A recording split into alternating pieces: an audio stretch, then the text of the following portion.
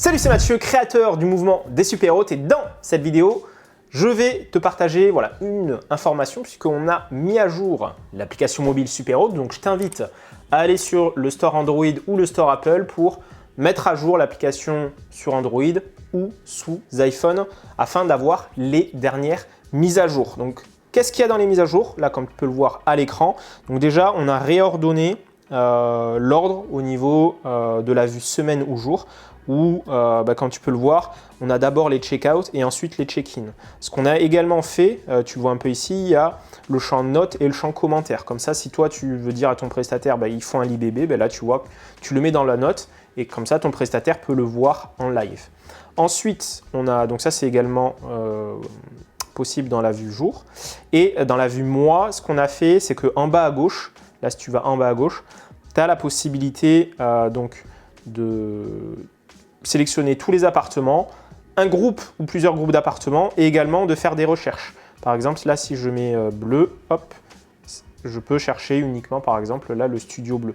Si je veux tout afficher, je clique sur tous et ça va tout m'afficher. Ce qu'on a fait aussi, c'est que tout en haut à droite, si tu cliques sur les trois petits points, il y a gestion des règles. Donc ça, c'est très utile parce que ça va te permettre pour un ou plusieurs logements, tu vois, tu peux sélectionner.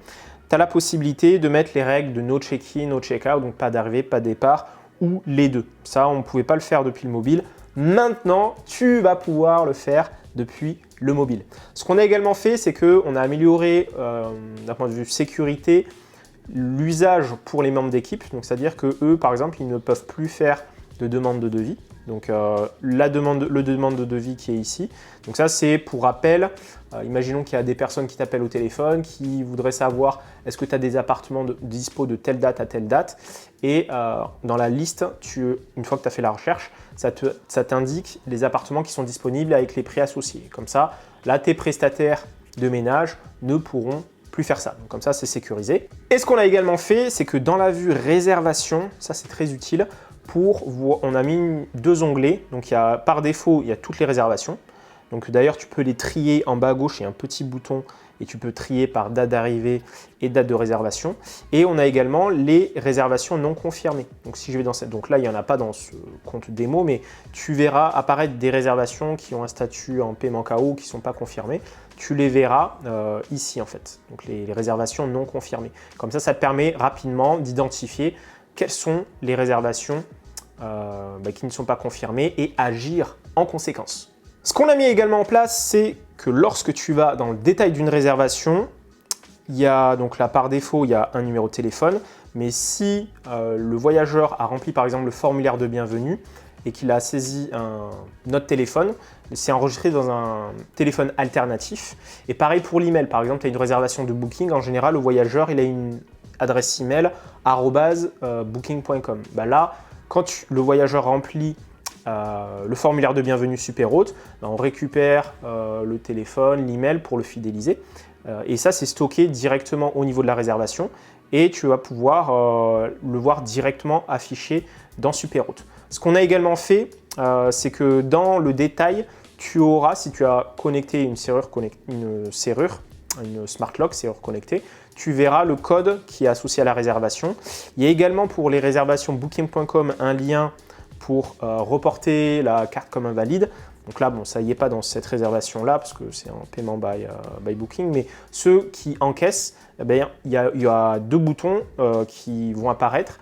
Il y a le bouton pour reporter la carte comme invalide et le bouton pour demander une annulation à Booking.com. Et il y a, comme je l'ai dit, le lien pour la page de réservation pour directement basculer sur la réservation Booking.com. Ce qu'on a également fait, c'est que dans la vue paiement, donc là si je vais dans paiement, on voit il y a lien global, donc c'est le lien de paiement global et là on peut soit le copier ou soit l'envoyer. Donc ça c'est un écran supplémentaire qui a été fait. Et au niveau des checklists, donc là si je vais ici au niveau des checklists, donc on peut descendre en bas, on fait afficher les checklists. Ce qui se passe, c'est qu'il y avait un souci au niveau de l'affichage des photos dans les checklists. Donc, c'est-à-dire que si toi, tu voulais mettre des photos d'exemple, elles ne s'affichaient pas, bah ça a été corrigé. Et pareil, c'est possible d'envoyer les photos, etc. Et ça, c'était déjà corrigé. Donc voilà, les mises à jour qu'on a faites, donc il y en a plein d'autres. Si il y a des choses que tu souhaites qu'on améliore au niveau de l'application mobile, je t'invite à nous faire signe. Et voilà, j'en dis pas plus. Et je te dis rendez-vous de l'autre côté dans la mise à jour de l'appli. Boum!